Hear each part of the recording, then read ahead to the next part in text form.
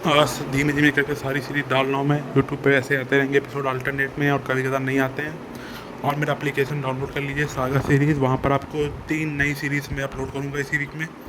एक ऑलरेडी पड़ी हुई है, मैरिड टू ड्रैगन प्रिंसेस। उसके बहुत अच्छी स्टोरी है, काफ़ी ट्रेंडिंग है, आप वहाँ पर सुन सकते हो, बढ़िया वॉइस है। एंड उसका प्रोमो मैं आज अभी टेलीग्राम पे अपलोड करूँगा, 1-2 घंटे का। मैं एक अदर चैनल पे डाल दूँगा स्टार्टिंग एपिसोड, वहाँ से थ्रू आप इसका ओवरव्यू सुन सकते हो। उसके बाद एप्लीकेशन डाउनलोड करके पूरी स्टोरी मेरी सुन सकते हो वहाँ पर जाके। डेली अपलोडिंग होता है ऐप में। और बाकी यहाँ पर सीरीज़ आती रहेंगी, और स्टार्टिंग से अपलोडिंग स्टार्ट कर दूँगा बहुत जल्दी।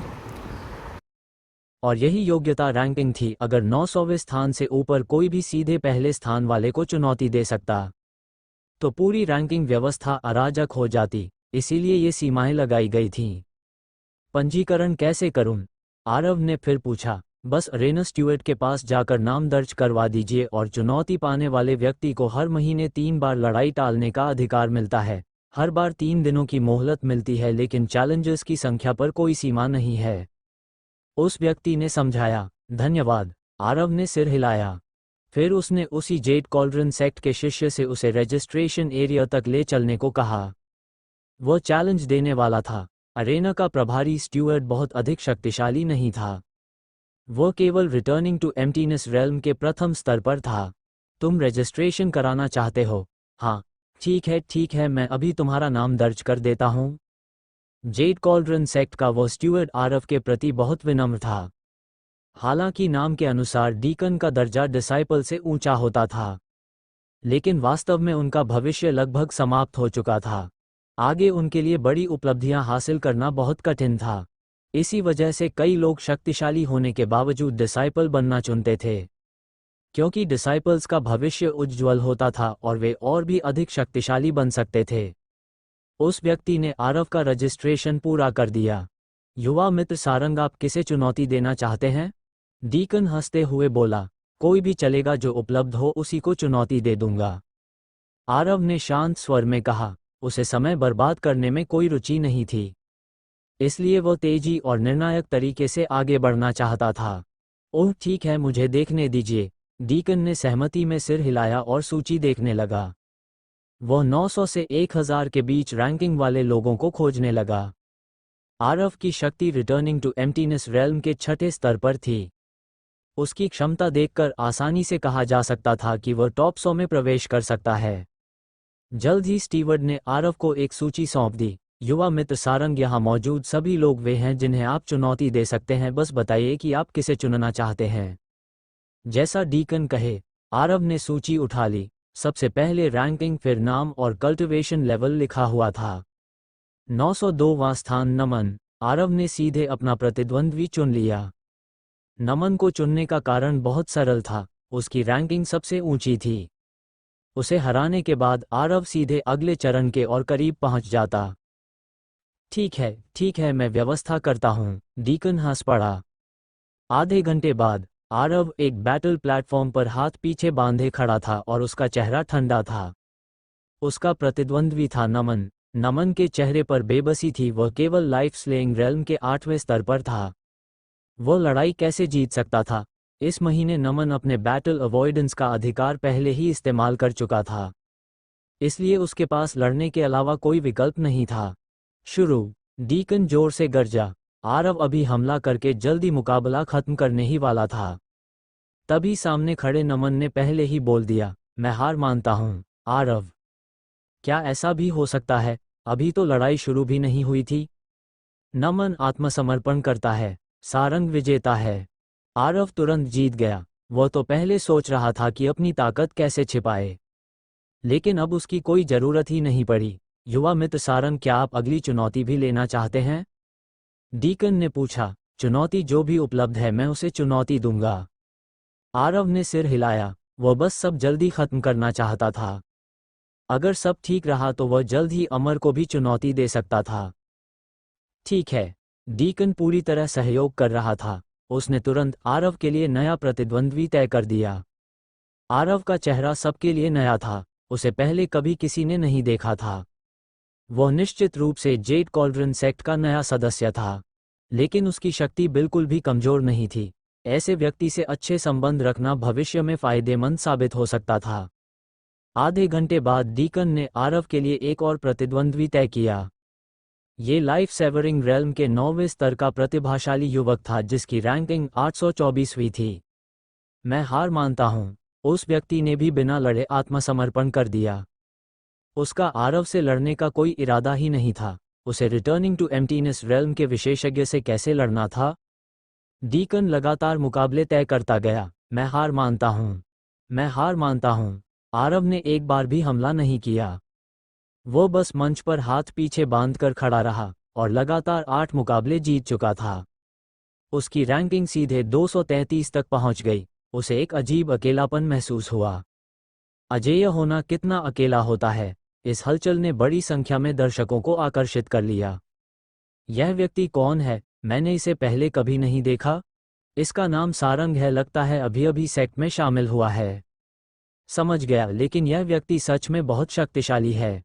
हाँ, वे लोग इससे लड़ने की हिम्मत तक नहीं कर रहे। चारों ओर लगातार चर्चा हो रही थी, लेकिन आरव ने पूरी तरह अनदेखा कर दिया।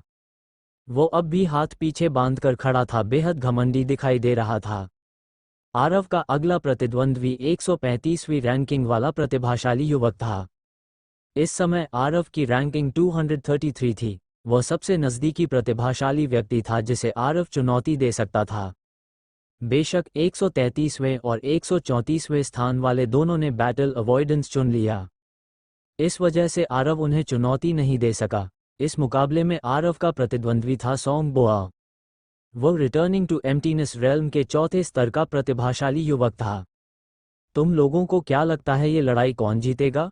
मुझे लगता है फिर से सारंग ही जीतेगा, वह बहुत शक्तिशाली है। सॉन्ग बोआओ अब कमजोर नहीं रहा, शायद वह आत्मसमर्पण नहीं करेगा और लड़ाई करेगा। यह निश्चित रूप से एक जबरदस्त मुकाबला होगा, ध्यान से देखना पड़ेगा। चारों ओर लगातार चर्चा चल रही थी। रिटर्निंग टू एम्प्टीनेस रेल्म के 4थे स्तर और 6ठे स्तर के बीच की लड़ाई निश्चित रूप से बेहद रोमांचक होने वाली थी। डीकन अरेना पर खड़ा हुआ चारों ओर देखा और फिर मुकाबले की घोषणा की।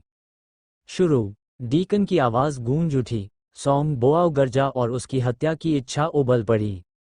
उसका आत्मसमर्पण करने का कोई इरादा नहीं था, वह पूरी ताकत से लड़ना चाहता था। वह रिटर्निंग टू एम्प्टीनेस रेल्म के 4थे स्तर पर था। भले ही वह सामने वाले का मुकाबला न कर सके, लेकिन कम से कम अपनी रक्षा तो कर ही सकता था। अगर वह बिना लड़े हार मान लेता तो सॉन्ग बोआओ को अत्यधिक शर्म महसूस होती। इसके अलावा वो इसे अपनी परीक्षा भी मान रहा था। लेकिन तुम बहुत कमजोर हो, आरव ने शांत स्वर में कहा और एक मुक्का मारा। बैंग! क्या? भयावह मुट्ठी की चमक ने सॉन्ग बोआओ को पूरी तरह निगल लिया। पुफ! सॉन्ग बोआओ खून उगलते हुए पीछे उड़ गया और सीधे अरेना से बाहर जा गिरा। एक ही पल में मुकाबला खत्म हो गया। वह खून के तालाब में पड़ा था और उसके दिमाग में सिर्फ सवाल ही सवाल थे। मैं कौन हूँ? मैं कहाँ हूँ? अभी हुआ क्या था? एक मुक्का और सब खत्म?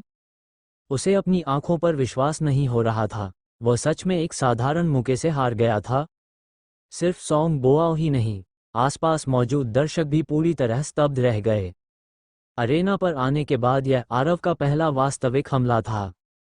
सबको लगा था कि यह एक भयंकर लड़ाई होगी, लेकिन सामने वाले ने बस कैजुअली हाथ हिलाया और मुकाबला खत्म हो गया। सब कुछ इतना अचानक हुआ, आसपास के दर्शकों को ये पूरी तरह अवास्तविक लग रहा था। मैंने गलत देखा होगा, है ना? नहीं, बस इतना ही। यहाँ तक कि मुकाबला संचालित कर रहा डीकन भी स्तब्ध रह गया। ये बहुत तेज था। खत्म हुआ, मेरा अगला मुकाबला भी बाकी है। आरव ने डीकन की ओर देखते हुए शांत स्वर में कहा। ओह ठीक है। डीकन अचानक होश में आया और जोर से चिल्लाया। सारंग विजेता है। आरव की रैंकिंग सीधे 135 तक पहुंच गई, जबकि अमर की रैंकिंग 21वीं थी। आरव को उससे लड़ने के लिए अभी थोड़ा और इंतजार करना था। अब मैं किसे चुनौती दे सकता हूं? आरव ने पूछा। उसे बस एक और मुकाबला जीतना था, उसके बाद वह सीधे अमर को चुनौती दे सकता था। ओ मुझे देखने दीजिए। डीकन तुरंत व्यवस्था करने चला गया। आधे घंटे बाद आरव अपने नए प्रतिद्वंद्वी से मिला। वह भी उसकी तरह रिटर्निंग टू एम्प्टीनेस रेल्म के 6ठे स्तर पर था। उसकी रैंकिंग 41वीं थी। दी यिंगहुआ, लड़के मुझे चुनौती देकर तुम पछताओगे। दी यिंगहुआ ने ठंडे स्वर में कहा और उसकी हत्या की इच्छा उबल रही थी। ओह आओ, आरव ने शांत स्वर में कहा। उसने सामने वाले को बिल्कुल गंभीरता से नहीं लिया। आसपास मौजूद लोग अत्यधिक उत्साहित हो गए। दी यिंगहुआ कोई मामूली व्यक्ति नहीं है। सही कहा, दोनों रिटर्निंग टू एम्प्टीनेस रेल्म के छठे स्तर पर हैं। यह निश्चित रूप से भयंकर लड़ाई होगी। तुम्हें क्या लगता है कौन जीतेगा? मुझे नहीं पता। शुरू। डीकन की आवाज गूंजी। दी यिंगहुआ ने तुरंत हमला कर दिया। उसने जरा भी लापरवाही नहीं की और शुरुआत से ही पूरी ताकत लगा दी। मार डालो, तुम बहुत कमजोर हो, आरव ने शांत स्वर में कहा। बैंग, आरव ने एक मुक्का मारा। भयावह मुट्ठी की चमक फूट पड़ी। क्या? पुफ! दी यिंगहुआ की आकृति पीछे उड़ गई। ठीक वही परिणाम हुआ जैसा पिछले व्यक्ति के साथ हुआ था। वह भी आरव के एक ही मुक्के से हार गया। वह खून के तालाब में पड़ा था और उसका चेहरा अविश्वास से भरा हुआ था। तुम ये कैसे संभव है? दी यिंगहुआ खून में पड़ा हुआ चीख उठा। वो सच में हार गया था और सामने वाले ने सिर्फ एक मुक्का इस्तेमाल किया था। ये कैसे संभव था? उसने कभी सपने में भी नहीं सोचा था कि एक दिन वह किसी के एक ही मुक्के से हार जाएगा। क्या ये भ्रम था? सब कुछ इतना अवास्तविक लग रहा था। लेकिन आरव पूरी तरह शांत बना रहा। उसने दी यिंगहुआ की बातों को पूरी तरह अनदेखा कर दिया। उसे हराना तो उसके लिए बच्चों का खेल था। अगला मुकाबला। आरव ने डीकन की ओर देखा। जज युवा मित्र सीओ, आप किसे चुनौती देना चाहते हैं? डीकन ने पूछा। 21वां स्थान अमर, आरव ने शांत स्वर में कहा। ठीक। स्टीवर्ड ने तुरंत सहमति दी और मुकाबले की व्यवस्था करने चला गया। आरव अरेना पर हाथ पीछे बांधकर शांत खड़ा रहा। दूसरों को हराना कोई बड़ी बात नहीं थी, लेकिन दी यिंगहुआ को एक मुक्के में हराना ये सच में चौंकाने वाला था। सब कुछ किसी सपने जैसा लग रहा था, यहाँ तक कि अब भी जेड कॉल्ड्रन सेक्ट के भीतर इस घटना की जोरदार चर्चा हो रही थी। जब आरव सेक्ट में शामिल हुआ था तब उस बुजुर्ग ने स्वाभाविक रूप से इसकी सूचना जेड कॉल्ड्रन सेक्ट के ऊपरी स्तरों को दे दी थी। अचानक रिटर्निंग टू एम्प्टीनेस रेल्म का इतना प्रतिभाशाली युवक सेक्ट में शामिल हो जाए, ये बात निश्चित रूप से जेड कॉल्ड्रन सेक्ट को हिला देने वाली थी। इस समय जेड कॉल्ड्रन सेक्ट के भव्य मुख्य हॉल के भीतर वो व्यक्ति आखिर करना क्या चाहता है? क्या वह हमारा ध्यान आकर्षित करना चाहता है? मुझे भी ऐसा ही लगता है, लेकिन उसकी ताकत सच में बेहद प्रभावशाली है। उसका असली उद्देश्य क्या है?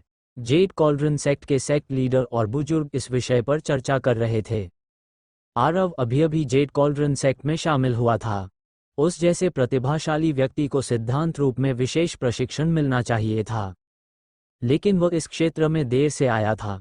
जेड कॉल्ड्रन सेक्ट शुरुआत से ही उस पर पूरी ताकत कैसे लगा सकता था? इसके लिए निश्चित रूप से समय चाहिए था। उन्हें यह सुनिश्चित करना था कि आरव कोई एहसान फरामोश व्यक्ति न हो और किसी भी समय सेक्ट छोड़कर न चला जाए। उनकी मूल सोच थी कि इस प्रक्रिया में कम से कम कई दशक लगेंगे। जब आरव शामिल हुआ था, उस बुजुर्ग ने उससे बातचीत भी की थी। तर्क के अनुसार आरव को इस दौरान लो प्रोफाइल रहना चाहिए था, लेकिन अब ये क्या हो रहा था? फिलहाल देखते रहो, जल्दबाजी मत करो। आखिरकार जेड कॉल्ड्रन सेक्ट के सेक्ट लीडर ने कहा। जी। बाकी सभी सहमत हो गए। जैसा सेक्ट लीडर ने कहा था, इस मामले में जल्दबाजी का कोई फायदा नहीं था। घबराने से कुछ नहीं होगा। बेहतर था कि पहले इस व्यक्ति के असली इरादों को देखा जाए। अगर वो सच में लोमड़ी है तो एक दिन उसकी पूंछ जरूर बाहर आएगी। हालांकि कुछ बुजुर्ग खुद को रोक नहीं पाए और चोरी छिपे मुकाबला देखने चले गए। अरेना के भीतर आरव पूरे समय शांत बना रहा, जबकि चारों ओर लगातार चर्चा हो रही थी। इसका नाम सारंग है। इसकी पृष्ठभूमि क्या है? कौन जाने। ये तो बहुत भयानक है। सुना है कि यह अभी जेड कॉल्ड्रन सेक्ट में शामिल हुआ है। कितना घमंडी है। क्या इसे सच में लगता है कि यह अजेय है? आरव ने इन चर्चाओं को पूरी तरह अनदेखा कर दिया। जो कहना है कहो।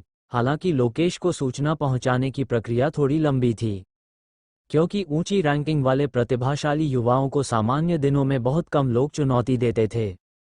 अधिकतर चुनौतियां नीचे रैंकिंग वाले लोगों के बीच ही होती थीं, और वही मुकाबले सबसे तीव्र होते थे। जब भी ऊंची रैंकिंग वाला मुकाबला होने वाला होता, तो बड़ी संख्या में जेड कॉल्ड्रन सेक्ट के शिष्य देखने पहुंच जाते। उदाहरण के लिए इस बार भी आरव की अभी तक लोकेश से मुलाकात भी नहीं हुई थी, लेकिन दर्शकों की संख्या लगातार बढ़ती जा रही थी। कौन है जो मुझे चुनौती देने की हिम्मत कर रहा है? कुछ देर बाद काले वस्त्रों में एक आकृति धीरे धीरे नीचे उतरी। उस व्यक्ति की आभा बेहद शक्तिशाली थी और उसकी आंखों में गहरी संयमित चमक थी। वो रिटर्निंग टू एम्प्टीनेस रेल्म के 7वें स्तर तक पहुंच चुका था। देखो, अमर आ गया, पास खड़े किसी व्यक्ति ने आश्चर्य से चिल्लाया। सबकी नजरें तुरंत अमर पर टिक गईं। उसे देखते ही आरव बेहद खुश हो गया, क्योंकि सब कुछ बिल्कुल वैसा ही था जैसा उसने अनुमान लगाया था। अमर वास्तव में लोकेश ही था। आरव बहुत खुशी से मुस्कुराया। पुराने मित्र से मिलना हमेशा एक अलग एहसास देता है। बस अफसोस ये था कि यहाँ अमर उसे पहचान नहीं पा रहा था। इसलिए आरव को कोई तरीका सोचना पड़ा। मैं तुम्हारे साथ लड़ूंगा। आरव आगे बढ़ा और उसके चेहरे पर रक्तपिपासु मुस्कान उभर आई। तुम? अमर ने उसे तिरस्कार से देखा। सिर्फ रिटर्निंग टू एम्प्टीनेस रेल्म के 6ठे स्तर पर हो। तुम खुद को बहुत बड़ा समझ रहे हो। शायद तुम्हें ग्रैंपा लुओ की ताकत का अंदाजा नहीं है। लोकेश ने उपहास किया। उसका चेहरा पहले जैसा ही था और वह पहले से भी ज्यादा युवा दिख रहा था। हे ताकत। आरव हल्के से मुस्कुराया। क्या तुम उस ताकत की बात कर रहे हो जिससे लोग दया की भीख मांगते हैं? तुम्हारी हिम्मत कैसे हुई? लोकेश गरज उठा और उसकी हत्या की इच्छा उफान मारने लगी। ये लड़का उसकी बेइज्जती करने की हिम्मत कर रहा था।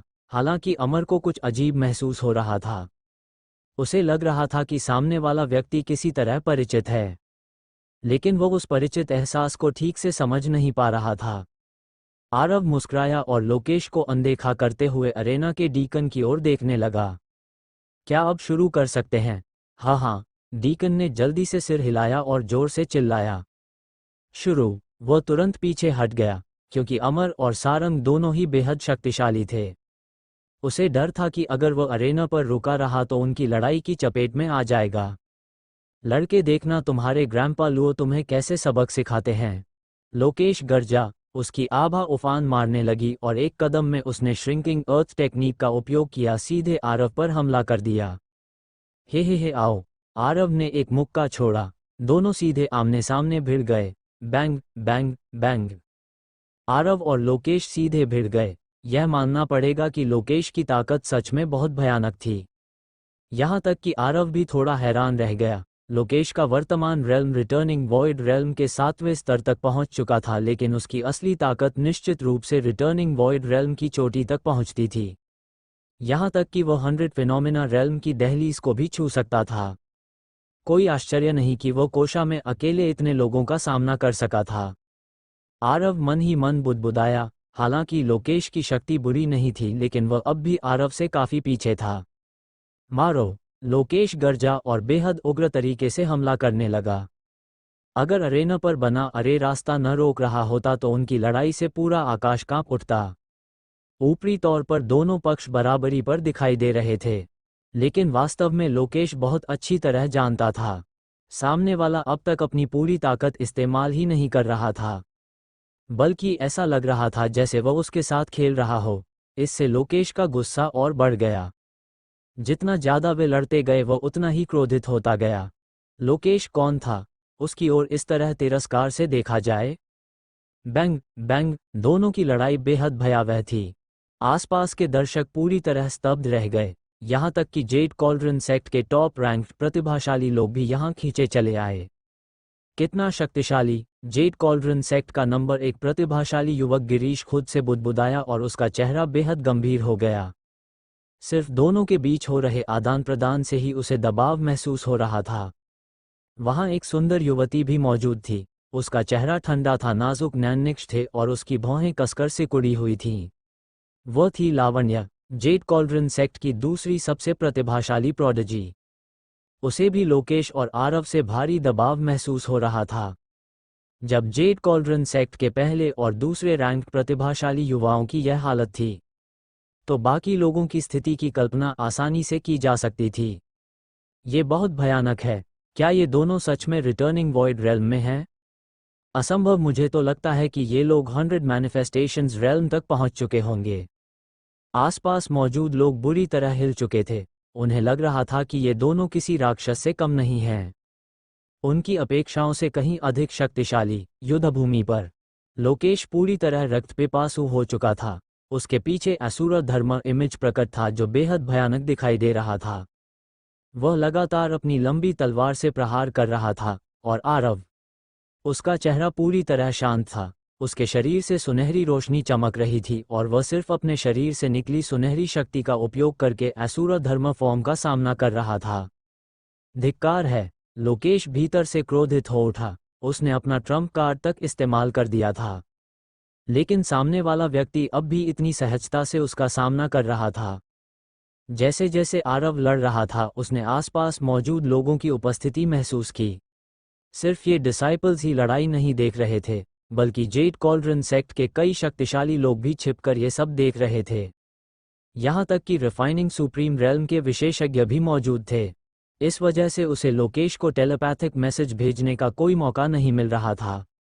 हूफ हूफ, आरव ने लंबी सांस छोड़ी। उसके पास कई ट्रम्प कार्ड्स थे, लेकिन वो उन टेक्निक्स का इस्तेमाल नहीं कर सकता था जिन्हें लोकेश पहचानता हो, वरना उसकी पहचान उजागर हो सकती थी। पुनर्जन्म के बाद से आरव लगातार छिपा हुआ था, इसीलिए उसने कभी फीनिक्स टेक्निक या क्रिम्सन स्काई डेमन फ्लेम का इस्तेमाल नहीं किया। उसे डर था कि विच गॉड क्लैन और आइस क्लैन उसे पहचान लेंगे।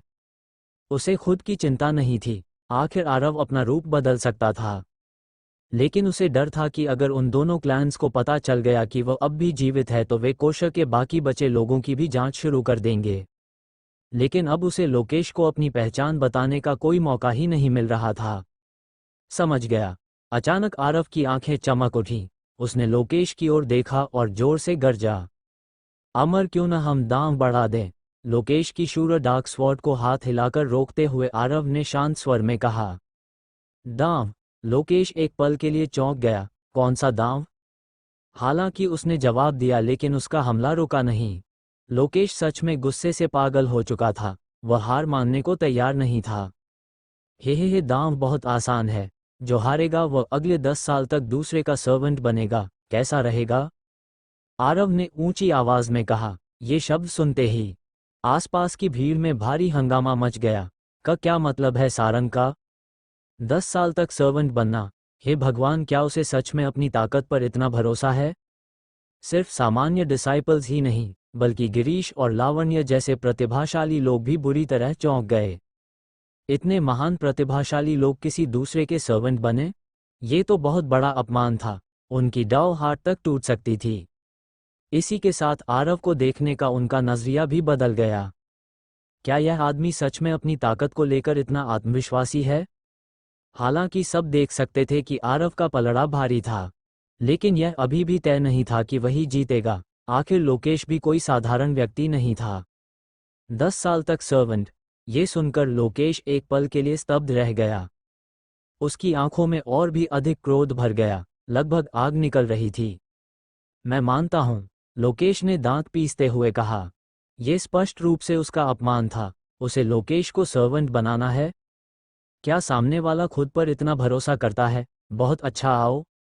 आरव मुस्कुराया और कहा। सिर्फ दर्शक ही नहीं चौंके थे, बल्कि छिपकर देख रहे जेड कॉल्ड्रन सेक्ट के बुजुर्ग भी स्तब्ध रह गए। इस बच्चे का मतलब क्या है? आखिर वो करना क्या चाहता है? मुझे नहीं पता। वे समझ ही नहीं पा रहे थे कि यह नया डिसाइपल आखिर सोच क्या रहा है। छाया में छिपे जेड कॉल्ड्रन सेक्ट के सभी बुजुर्गों के चेहरे बेहद गंभीर हो गए। अगर कोई प्रतिभाशाली युवक हारकर दूसरे का सर्वेंट बन जाए, तो क्या उसका भविष्य पूरी तरह बर्बाद नहीं हो जाएगा? अगर अमर सच में हार गया तो उसकी डाउ हार्ट निश्चित रूप से प्रभावित होगी। और फिर जेड कॉल्ड्रन सेक्ट के एक बुजुर्ग ने गंभीर स्वर में कहा। वो इस मुकाबले को रोक देना चाहता था, क्योंकि वह साफ देख सकता था कि अगर अमर के पास कोई और ट्रम्प कार्ड नहीं हुआ तो वह आरव का मुकाबला नहीं कर पाएगा।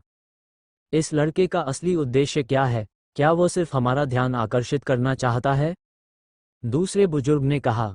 ऊपरी तौर पर तो ऐसा ही लगता है, लेकिन उसका वास्तविक उद्देश्य क्या है? ध्यान आकर्षित करने के और भी तरीके थे। मुझे नहीं पता। हमारे जेड कॉल्ड्रन सेक्ट में ऐसी कोई चीज़ नहीं है जिसे दूसरे लोग लालच से देखें। वे लोग बिल्कुल समझ नहीं पा रहे थे। आखिर आरव जेड कॉल्ड्रन सेक्ट में आकर करना क्या चाहता था? उस स्तर का प्रतिभाशाली व्यक्ति तो आसानी से किसी और बड़ी और शक्तिशाली शक्ति में शामिल हो सकता था। फिर वह जेड कॉल्ड्रन सेक्ट में क्यों आया? जहां तक हेवनली प्राइड सीक्रेट रेल्म के कोटा की बात थी, उनमें से किसी ने भी इस दिशा में नहीं सोचा। कारण बहुत सरल था। फायर स्टार रीजन में हेवनली प्राइड सीक्रेट रेल्म में प्रवेश के लिए अत्यधिक संख्या में स्थान उपलब्ध थे। यहाँ तक कि बहुत बड़ी शक्तियों के पास भी अनगिनत कोटा थे और लगभग कोई भी अंदर जा सकता था। अगर बात सिर्फ कोटा की होती तो आरव आसानी से किसी भी बड़ी शक्ति में शामिल हो सकता था। वे समझ नहीं पा रहे थे, वे पूरी तरह भ्रमित थे। अरे न पर मारो! लोकेश का चेहरा विकृत हो उठा। अब उसने बिल्कुल भी हाथ रोकने का इरादा छोड़ दिया था और अपनी सबसे शक्तिशाली टेक्निक्स का उपयोग करने लगा। अगर वह हार गया तो उसे दूसरे का सर्वेंट बनना पड़ेगा। लोकेश के लिए यह बिल्कुल असंभव था। उसके पीछे मौजूद भयानक असुर धर्म इमेज की आंखों से लाल चमक निकलने लगी। उसी समय हल्की सुनहरी रोशनी भी प्रकट हुई। असुर धर्म फॉर्म के भीतर मौजूद मैजिकल आर्टिफैक्ट अचानक गायब हो गया। फिर पूरा धर्म फॉर्म बदलने लगा। उसके पेट के बीचों बीच एक छेद उभर आया। उस खोखले स्थान से एक भयावह काली रोशनी बाहर निकलने लगी। आरव थोड़ा चौंक गया। वह लोकेश की लगभग सभी टेक्निक्स देख चुका था, लेकिन ये कौन सी शक्ति थी? उसने इसे पहले कभी नहीं देखा था। आरव चौंका जरूर, लेकिन आसपास के दर्शक उससे भी ज्यादा हिल चुके थे। असुर धर्म फॉर्म के पेट से निकलती उस काली रोशनी को देखकर अनगिनत लोगों के दिलों में बेचैनी और भय भर गया। उन्हें उससे बेहद डरावनी और अशुभ आभा महसूस हो रही थी। पास खड़े गिरीश, लावण्य और बाकी प्रतिभाशाली युवाओं के चेहरे बेहद गंभीर हो गए। यहाँ तक कि छाया में छिपे जेड कॉल्ड्रन सेक्ट के बुजुर्ग भी भयभीत हो उठे। स्पष्ट था कि किसी ने भी उम्मीद नहीं की थी कि अमर के पास ऐसा ट्रम्प कार्ड होगा। अरेना पर आरव ध्यान से असुर धर्म फॉर्म को देख रहा था। इस समय उस धर्म फॉर्म से निकलने वाली लहरें शून्य को हिला रही थीं। यहाँ तक कि वे ग्रेट डाउ के साथ रेजोनेंस कर रही थीं। बहुत शक्तिशाली। आरव ने मन ही मन सिर हिलाया। उसने लोकेश की प्रतिभा को स्वीकार किया। अगर यह आदमी इतना उम्रदराज न होता और अगर उसका जन्म फायर स्टार रीजन में हुआ होता, तो वह निश्चित रूप से इस युग के सबसे भयावह प्रतिभाशाली लोगों में गिना जाता। बस अफसोस की बात ये थी। ये लो! लोकेश गरजा। उसके माथे पर नसें उभर आई थीं। इस मूव का उपयोग करने से उसके शरीर पर भारी दबाव पड़ रहा था। असुर धर्म फॉर्म के पेट से निकलती काली रोशनी अचानक बेहद चमकदार हो उठी, और फिर वह ऐसी काली किरण में बदल गई जो हर चीज को निगल सकती थी। आरव एक पल के लिए स्तब्ध रह गया। उस काली रोशनी से उसे ऐसा एहसास हुआ मानो कोई प्राचीन सिंह ग्रेट डाउ को निगल रहा हो। समझ गया। आरव मुस्कुराया। डिवावरिंग लायन सेक्ट हर चीज को अपने पेट में समा लेती थी, लेकिन लोकेश ने उसका उल्टा रास्ता अपनाया था। उसने असुर धर्म फॉर्म को आधार बनाया और बाहर डिवावरिंग ब्लैक लाइट छोड़ना शुरू कर दिया। यहाँ तक कि आरव भी मन ही मन मान गया कि लोकेश सच में असाधारण प्रतिभाशाली था। ऐसी टेक्निक तक विकसित कर लेना, ये सच में अविश्वसनीय था। ये लोकेश का सबसे बड़ा ट्रम्प कार्ड था। अपने बचाव के लिए उसने इसे हमेशा छिपाकर रखा था। उसने इसे पहले कभी इस्तेमाल नहीं किया था और आज पहली बार इसे बाहर निकाला था। सामने वाला व्यक्ति उसे सर्वेंट बनाना चाहता था, सपने देख रहा है। बुरा नहीं। आरव मुस्कुराया। फिर उसने लंबी सांस ली और उसके दाहिने हाथ में चकाचौंध कर देने वाली सुनहरी रोशनी जमा होने लगी। लेकिन अभी भी काफी कमी है। अगले ही पल आरव ने एक मुक्का मारा। यह मुक्का पूरी तरह स्पिरिचुअल एनर्जी से बना था। इसमें कोई टेक्निक शामिल नहीं थी। भयावह सुनहरी रोशनी सीधा असुर धर्म इमेज की डिवावरिंग ब्लैक लाइट से टकराए। बैंग! दोनों शक्तियां आपस में टकराईं। काली और सुनहरी रोशनी ने पूरे आकाश को ढक लिया। क्या? लोकेश पूरी तरह स्तब्ध रह गया। सामने वाले का मुक्का उसकी डिवावरिंग ब्लैक लाइट का सामना कैसे कर सकता था? उसकी ब्लैक लाइट का सार ही डिवावरिंग था। वह हर प्रकार के अटैक को निगल सकती थी, और फिर ब्लैक लाइट को मार्ग बनाकर उसे असुर धर्म फॉर्म के भीतर रिफाइन किया जा सकता था। अगर उसे निगला नहीं जा सका तो सिर्फ एक ही कारण हो सकता था, यानी सामने वाले की ताकत उससे बहुत अधिक थी। यह असंभव है। लोकेश का चेहरा बुरी तरह बदल गया। सामने वाला केवल रिटर्निंग टू एम्प्टीनेस रेल्म के छठे स्तर पर था। उससे एक स्तर नीचे, फिर कोई उससे इतना अधिक शक्तिशाली कैसे हो सकता था? लेकिन ये सब सच था। उसी क्षण सुनहरी रोशनी ने काली रोशनी को पूरी तरह दबा दिया। चारों ओर केवल सुनहरा प्रकाश ही फैल गया। फिर वह सुनहरी शक्ति सीधे लोकेश को निगल गई। उसके मुंह से दर्द भरी चीख निकल गई, बैंग, पुफ। जब सुनहरी रोशनी गायब हुई तो लोकेश की आकृति धीरे धीरे शून्य से नीचे उतरती दिखाई दी। उसकी हालत बेहद दयनीय थी। मैं हार गया। लोकेश के दिल में भारी क्रोध और अपमान था, लेकिन वो कुछ नहीं कर सकता था, क्योंकि वो सच में सामने वाले का मुकाबला नहीं कर पा रहा था। उसका प्रतिद्वंद्वी बहुत ज्यादा शक्तिशाली था। आरव ने राहत की सांस ली और उसके चेहरे पर चमकती हुई मुस्कान फैल गई। आसपास मौजूद सभी लोग पूरी तरह स्तब्ध थे। वो सच में जीत गया। ये कैसे संभव है? बहुत भयानक। जेड कॉल्ड्रन सेक्ट के अनगिनत डिसाइपल्स इस दृश्य को देखकर हिल चुके थे। यहाँ तक कि गिरीश, लावण्य और बाकी प्रतिभाशाली युवाओं के चेहरों पर भी अविश्वास साफ दिखाई दे रहा था। यह नया डिसाइपल सारंग बहुत ज्यादा शक्तिशाली था। उसने अमर को बेहद आसानी से हरा दिया था, और सबसे डरावनी बात यह थी कि ऐसा लग रहा था जैसे उसने अभी तक अपनी पूरी ताकत भी इस्तेमाल नहीं की हो। ये दुश्मन बहुत ज्यादा भयानक था। वे लोग बिल्कुल उसका मुकाबला नहीं कर सकते थे। दूसरी ओर लोकेश खून के तालाब में पड़ा हुआ था और उसका दिमाग कुछ समय के लिए पूरी तरह खाली हो गया था। हालांकि वह गंभीर रूप से घायल दिखाई दे रहा था, लेकिन उसकी फाउंडेशन और मूल शक्ति वास्तव में प्रभावित नहीं हुई थी। ये सब आरव द्वारा जानबूझकर हाथ रोकने का परिणाम था, लेकिन उसे ऐसा करना ही पड़ा, क्योंकि अब भी जेड कॉल्ड्रन सेक्ट के कई शक्तिशाली लोग छाया में छिपकर ये सब देख रहे थे। अगर नाटक करना है तो उसे आखिर तक निभाना ही होगा। लोकेश के मन में भी गहरा भ्रम था। वह समझ नहीं पा रहा था कि सामने वाले का असली उद्देश्य क्या है। क्या यह इसलिए था कि वह उसे सर्वेंट बनाना चाहता था, इसलिए जानबूझकर उसे गंभीर रूप से घायल नहीं कर रहा था? लेकिन ये कैसे संभव हो सकता था? लोकेश का दिमाग पूरी तरह उलझ चुका था। आरव धीरे धीरे लोकेश के पास पहुंचा और हल्की मुस्कान के साथ बोला, ठीक है, अब तुम मेरे हो। बाद में मेरे केव मैंशन में वापस चलना, समझे? उसकी आवाज बेहद स्पष्ट और ऊंची थी, जो पूरे अरेना में गूंज गई।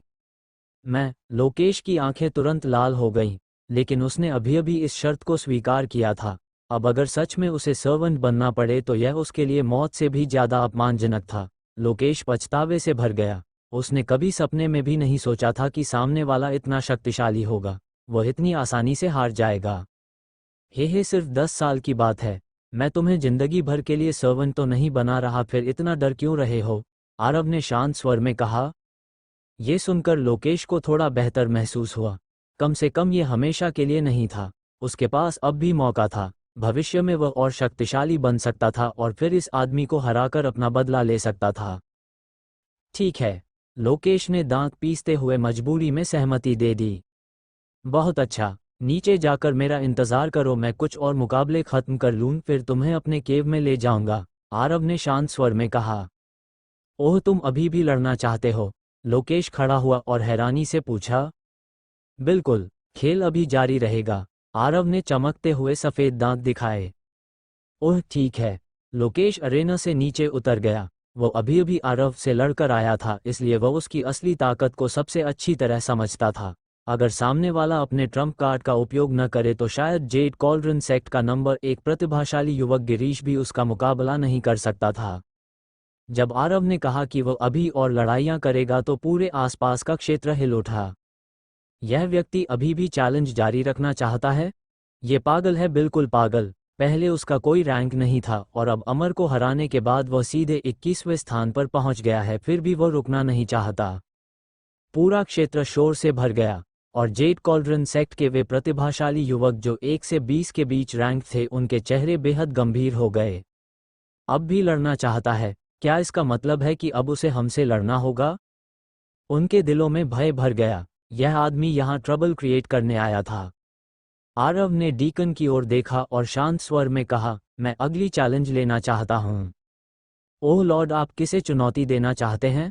डीकन का बोलने का तरीका बदल चुका था। पहले वो आरव को युवा मित्र कहकर बुलाता था, लेकिन अब सीधे लॉर्ड कह रहा था। आरव की ताकत इतनी भयानक थी कि भविष्य में उसके सामने वह खुद कुछ भी नहीं रहेगा। हम 20वें स्थान से शुरू करूंगा और सीधे पहले स्थान तक जाऊंगा, सबके साथ खेलूंगा, आरव ने शांत स्वर में कहा। यजी, डीकन ने तुरंत सहमति दे दी और व्यवस्था करने चला गया। संयोग से जेड कॉल्ड्रन सेक्ट का 20वें स्थान वाला प्रतिभाशाली युवक वहीं मौजूद था। वह भी अमर का मुकाबला देखने आया था, लेकिन जैसे ही उसने सुना कि आरव सीधे उसे चुनौती दे रहा है, उसका चेहरा तुरंत पीला पड़ गया। उस व्यक्ति का नाम था जीशो। उसका realm returning to void realm के 8वें स्तर तक पहुंच चुका था, लेकिन वह बहुत अच्छी तरह जानता था कि वह आरव का मुकाबला नहीं कर सकता। लेकिन अगर उससे कहा जाए कि वह बैटल अवॉइडेंस चुने, ये कैसे संभव था? वह रिटर्निंग टू वॉइड रेल्म के 8वें स्तर का मॉन्स्टर जीनियस था और टॉप 20 में रैंक्ड था। इस रैंकिंग लिस्ट का एक अनकहा नियम था, नीचे रैंक्ड लोग आसानी से लड़ाई टाल सकते थे, लेकिन टॉप रैंक्ड प्रतिभाशाली लोगों में से कौन लड़ाई से बचने की हिम्मत करता? ये सभी लोग प्रभावशाली फिगर्स थे। अगर वे चैलेंज से भागते तो उनकी प्रतिष्ठा मिट्टी में मिल जाती। जी शू का चेहरा बेहद बदसूरत हो चुका था जब वह अरेना पर चढ़ा। वह घूरते हुए आरव को देखने लगा।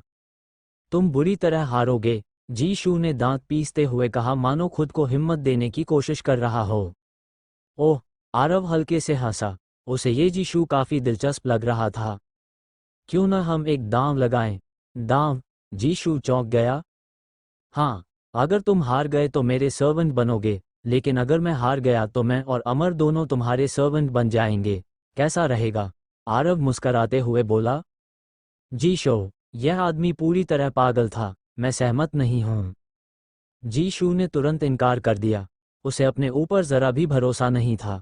अगर वह हार गया तो क्या सच में उसे सर्वेंट बनना पड़ेगा? सिर्फ लोकेश की लड़ाई देखकर ही उसके भीतर जीतने का आत्मविश्वास पूरी तरह खत्म हो चुका था। अफसोस, आरव ने लंबी सांस छोड़ी, हल्के से सिर हिलाया और निराश चेहरा बना लिया। तुम जीशू गुस्से से कांप उठा। जीशू गुस्से से फटने ही वाला था। इस आदमी का आखिर मतलब क्या था? क्या शुरू से ही उससे लड़ने का उद्देश्य उसे अपना सबॉर्डिनेट बनाना था? ऐसा लगता था बिल्कुल यही बात थी। सिर्फ जीशू ही नहीं, आसपास मौजूद दर्शकों को भी यह बात समझ आने लगी थी। ये सारंग क्या ये जीशू से लेकर गिरीश तक सबको अपना सर्वेंट बनाने की योजना बना रहा है? लगता तो ऐसा ही है। पागल, यह आदमी पूरी तरह पागल हो चुका है। आसपास मौजूद अनगिनत लोग पूरी तरह स्तब्ध रह गए।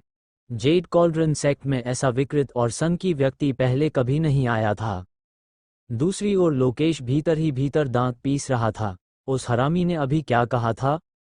अगर वह हार गया तो उसे भी सर्वेंट बनना पड़ेगा। वह लोकेश को आखिर समझता क्या था? दुल्हन के साथ आने वाली नौकरानी? नहीं, उससे भी बदतर। आसपास मौजूद जेड कॉल्ड्रन सेक्ट के बाकी प्रतिभाशाली युवाओं के मन में भी यही विचार चल रहा था। सबको लग रहा था कि यह आदमी बस सर्वेंट्स भर्ती करने आया है, इसीलिए वह 21वें स्थान से शुरू करके सीधे टॉप तक चैलेंज करना चाहता था। सिर्फ वे लोग ही नहीं, यहाँ तक कि छाया में छिपे जेड कॉल्ड्रन सेक्ट के बुजुर्ग भी पूरी तरह उलझ चुके थे। वे भी जानना चाहते थे कि सारंग आखिर करना क्या चाहता है। उसकी योजना क्या थी? वह आखिर क्या करने की कोशिश कर रहा था? उनके दिमाग पूरी तरह खाली हो चुके थे, उन्हें कुछ भी समझ नहीं आ रहा था। क्या यह आदमी सच में जेड कॉल्ड्रन सेक्ट के सभी प्रतिभाशाली डिसाइपल्स को अपना सर्वेंट बनाना चाहता था? क्या यही उसका असली उद्देश्य था? लेकिन वे किसी भी तरह इसे समझ नहीं पा रहे थे। क्या आप अभी तक शुरू नहीं बोलेंगे? आरव ने डीकन की ओर देखकर शांत स्वर में कहा। ओह! डीकन भी होश में आया। वह आरव की बातों से पूरी तरह स्तब्ध हो गया था। शुरू मारो! जीशू जोर से गरजा। उसका चेहरा बदल गया और उसकी आभा अचानक विस्फोट की तरह फूट पड़ी। उसके शरीर से विचित्र नीली रोशनी निकलने लगी। उसने सीधे अपना ट्रम्प कार्ड इस्तेमाल कर दिया। सामने वाला सारंग बहुत ज्यादा शक्तिशाली था। उसने अमर को बेहद आसानी से हरा दिया था, इसलिए जीशू जरा भी लापरवाही करने की हिम्मत नहीं कर सकता था। लेकिन आरव ने बस कैजुअली एक मुक्का मारा। बैंग! उस मुक्के से सुनहरी रोशनी चमकी और सीधे जीशू को निगल गई। खांसी पुफ! जीशू के मुंह से खून निकला और उसका शरीर पीछे उड़ गया। वो जोर से जमीन पर आ गिरा। यह बहुत कमजोर हो, अगला। आरव अरेना पर हाथ पीछे बांधे खड़ा था, मजबूत, बेहद शक्तिशाली। उसने अपने प्रतिद्वंद्वी को सिर्फ एक मुक्के में हरा दिया। जीशो जैसा टॉप जीनियस भी आरव के एक पंच का सामना नहीं कर पाया। आसपास मौजूद लोग पूरी तरह स्तब्ध रह गए। ये भी संभव है? एक पंच, सिर्फ एक पंच में जीशू हार गया। ये बहुत ज़्यादा भयानक है। दर्शकों को अपनी आंखों पर विश्वास नहीं हो रहा था। जीशू का हारना सबको समझ में आता था, लेकिन इतनी तेजी से हार जाना, यही बात सबसे ज़्यादा डरावनी थी। अब स्थिति देखकर ऐसा लग रहा था कि आरव की असली ताकत रिटर्निंग टू वॉइड रेल्म के 8वें स्तर से कहीं ऊपर थी। आखिर रैंकिंग लिस्ट में कौन उसका मुकाबला कर सकता था? अगला मुकाबला 19वें स्थान वाला प्रतिभाशाली युवक Jin Wenlin, returning to void realm के 8वें स्तर की चोटी पर। जब वो मंच पर चढ़ा तो उसका चेहरा ऐसा लग रहा था जैसे उसने मरा हुआ चूहा खा लिया हो। हे आओ, आरव ने शांत स्वर में कहा, तुम मारो। जिन वेनलिन जोर से गरजा और तुरंत हमला कर दिया। इस बार तो डीकन को बोलने का मौका भी नहीं मिला। वो बहुत ज़्यादा नर्वस हो चुका था, लेकिन परिणाम जरा भी नहीं बदला। आरव ने एक मुक्का मारा और जिन वेनलू खून उगलते हुए दूर जा गिरा। उसका शरीर सीधे खून के तालाब में धंस गया। अगला। आरव हाथ पीछे बांधे शांत स्वर में बोला। एक बार फिर पूरा क्षेत्र शौक में डूब गया। ये बहुत तेज था। आरव की चैलेंजेस लगातार जारी थीं। वह बेहद शक्तिशाली था और जेड कॉल्ड्रन सेक्ट के टॉप रैंक प्रतिभाशाली युवाओं को आसानी से हराता जा रहा था। अगला, अगला, अगला। सिर्फ 1 घंटे के भीतर आरव ने जेड कॉल्ड्रन सेक्ट के अनगिनत प्रतिभाशाली युवाओं को हरा दिया। उसकी रैंकिंग सीधे चौथे स्थान तक पहुंच गई। हर मुकाबले से पहले आरव हमेशा सामने वाले से पूछता कि क्या वे दांव लगाना चाहते हैं। अगर वे हार गए तो सर्वेंट बनेंगे, लेकिन जेड कॉल्ड्रन सेक्ट के ये प्रतिभाशाली युवक मूर्ख नहीं थे। कौन ऐसी शर्त मानेगा? बेशक सबने निर्दयता से इनकार कर दिया। ये तीसरे स्थान वाला सरस 5 है। वह रिटर्निंग टू वॉइड रेल्म के 9वें स्तर की चोटी पर है। क्या वह लड़ पाएगा? तुम्हें पूछना चाहिए, क्या वह आरव के 10 मूव्स तक टिक पाएगा? यह मानना पड़ेगा कि आरव की ताकत ने जेड कॉल्ड्रन सेक्ट के डिसाइपल्स को पूरी तरह डरा दिया था। अगर कोई आरव के 10 मूव्स तक टिक जाए तो वह अपने आप में गर्व की बात मानी जाती थी। सरस 5 एक विशालकाय और बेहद डरावना दिखने वाला व्यक्ति था। सामान्य समय में उसकी आभा इतनी भयानक होती थी कि लोग उससे नज़र मिलाने की हिम्मत नहीं करते थे। लेकिन इस समय उसका चेहरा अनिश्चितता से भरा हुआ था। उसकी आंखों में साफ डर दिखाई दे रहा था, यहाँ तक कि उसने एक मजबूर मुस्कान भी निकाल ली। उसका उद्देश्य बहुत सरल था। वह उम्मीद कर रहा था कि आरव थोड़ा दया दिखाए और उसे बहुत बुरी तरह न हराए। कोई दांव नहीं, हारने वाला मेरा सर्वेंट बनेगा, आरव ने शांत स्वर में कहा। नहीं, मैं ऐसी हिम्मत नहीं करूंगा।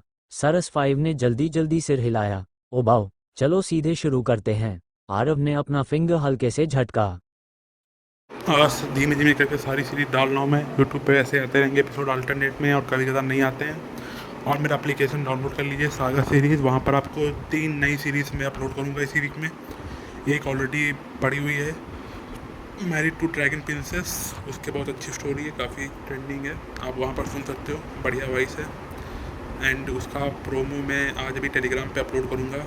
1-2 घंटे का मैं एक अदर चैनल पे डाल दूँगा स्टार्टिंग एपिसोड, वहाँ से थ्रू आप इसका ओवरव्यू सुन सकते हो।